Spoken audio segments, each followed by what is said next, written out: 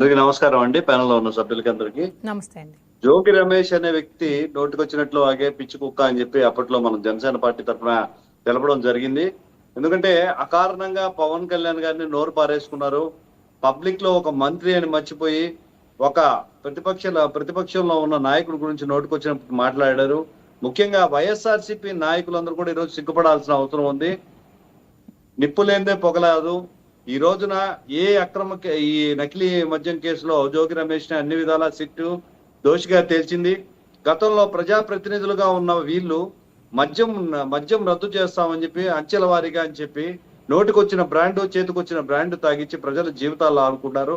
ప్రజాప్రతినిధులుగా ముఖ్యంగా మంత్రులుగా వ్యవహరించిన వీరు నకిలీ మద్యంలో వీళ్ళు నేరస్తులుగా ఉన్నారంటే ప్రజల ప్రాణహాని ఎంత జరిగిందనేది చూసుకోవచ్చు. అధికారం చేతిలో ఉందా కదా అని చెప్పేసి వైఎస్ఆర్సీపీ నాయకులు ప్రజల ప్రాణాలను లెక్క చేయకుండా విచ్చలవిడిగా దోచుకొని తిన్నారు. అధికారం అడ్డం పెట్టుకొని కోట్ల రూపాయలు దోచుకు తిన్నారు. ప్రాణాలు సైతం లెక్క చేయలేదు. జిరేబ్ బ్రాండ్ లో కూడా ఇదే పరిస్థితి. ముఖ్యంగా ఈయన పరిస్థితి చూస్తుంటే మానసిక పరిస్థితి బాగున్నట్లేదు. ఉన్నట్టుండి అధికారాలు శాశ్వతంగా మనతో ఉండిపోతాయి. ఏదైనా అక్రమ రవాణా, అక్రమ మద్యము తయారు చేస్తున్న జీవితం కోట్ల రూపాయలు గడుస్తూ జరుపుకోవాలనుకున్నట్టున్నారు. ఈ అధికారాలన్నీ ఉన్నట్టుండి పడిపోయే తలకి, ఆ ప్రామిస్లన్నీ కొట్టుకుపోయే తలకి ఇట్లా పిచ్చి పిచ్చిగా వ్యవహరిస్తున్నారు చెప్పి తెలుస్తుంది.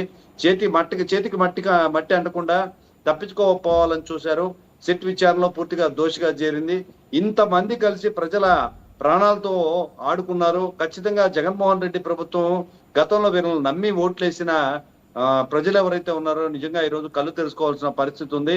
వీళ్ళు ప్రజల ప్రాణాలన్నా వాళ్ళ కుటుంబాలన్నా లెక్కలేని పరిస్థితి. కేవలం డబ్బు సంపాదించుకున్నారు, డబ్బు వెదజల్లారు. డబ్బులు చల్లి ప్రజల్లో గెలిచి అదే ప్రజల్ని డబ్బులు దోచుకో తినడానికి సవాలుగా కూడా తయారు చేశారని చెప్పుకోవచ్చు. ఈ కేడి తత్వం ఏదైతే ఉందో మొదటి నుంచి మనం చూస్తున్నదే.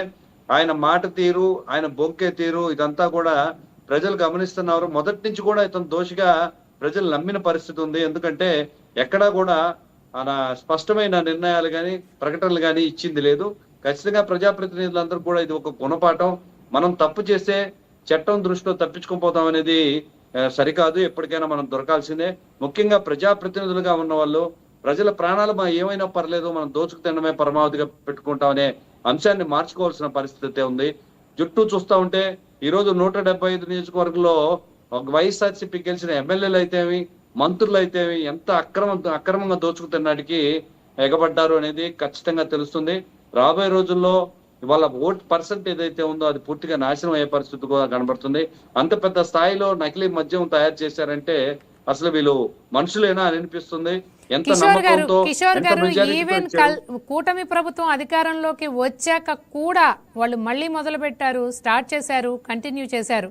అంటిల్ మాజీ మంత్రి జోగి రమేష్ గారు ఉప్పందించే వరకు కూడా ఎక్సైజ్ శాఖ అధికారులు కానీ, పోలీసుల శాఖ అధికారులు కానీ ఎటువంటి యాక్షన్ తీసుకోలేదు, కనిపెట్టలేదు అక్కడ నకిలీ మద్యం తయారవుతోంది అని. దీనికి మీ సమాధానం ఏంటి?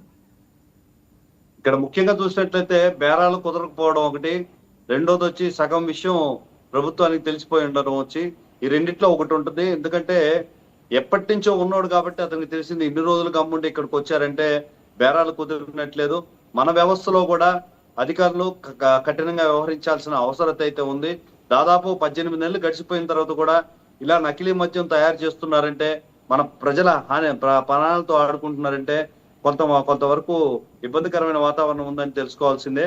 మన హోంశాఖ కానీ, డిప్యూటీ సీఎం గారు కానీ, పవన్ కళ్యాణ్ గారు కానీ, చంద్రబాబు నాయుడు గారు కానీ కఠినంగా వ్యవహరించాల్సిన అవసరం ఉంది. ఇట్లాంటి గూండాలని వీళ్ళ డబ్బు కోసం ప్రజల్ని నాశనం చేస్తున్నారు. ఖచ్చితంగా మరింత రక్షణ ఏర్పరచాల్సిన అవసరం అయితే ఉందని అనిపిస్తుంది.